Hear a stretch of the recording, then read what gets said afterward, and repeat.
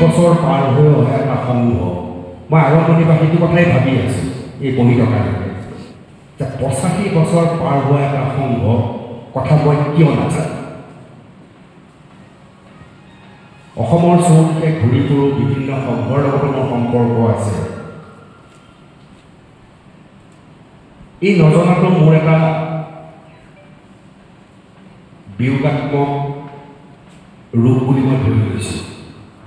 কিন্তু আনফালেদি এই কথাটোও আমি ক'ব লাগিব কথা আপোনালোককে ক'ব লাগিব যে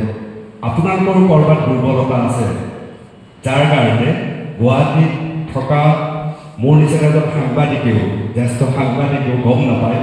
প্ৰগতি সংঘই 85 বছৰ সম্পূৰ্ণ কৰিছে নহয় জানো কথাটো তেতিয়াহ'লে আমি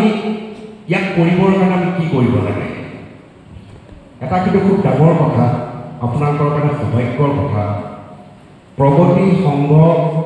পাঠশালা বজালীৰ এক ডাঙৰ সম্পদ এই সম্পদ বয়োজ্যেষ্ঠসকলে আপোনালোকক দি গৈছে এতিয়াৰ বয়োজ্যেষ্ঠসকলৰ আগৰ বয়োজ্যেষ্ঠ তাৰ আগৰ বয়োজ্যেষ্ঠই দি থৈ যোৱা আৰু ইয়াৰ পিছত ডেকা ডাঙৰে খুব সুন্দৰকৈ কৈছে যে আমি জীয়াই থাকোঁতে ইয়াৰ এটা ব্যাপক ৰূপ আমি পাব লাগে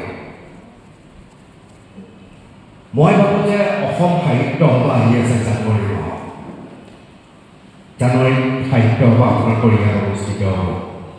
আপোনালোকে আজিৰ পৰা টাৰ্গেট কৰিব লাগে যে প্ৰগতি সংঘই সাহিত্য সভাত এনেকুৱা এটা স্থিতি গ্ৰহণ কৰিব যিটো স্থিতিৰ কাৰণে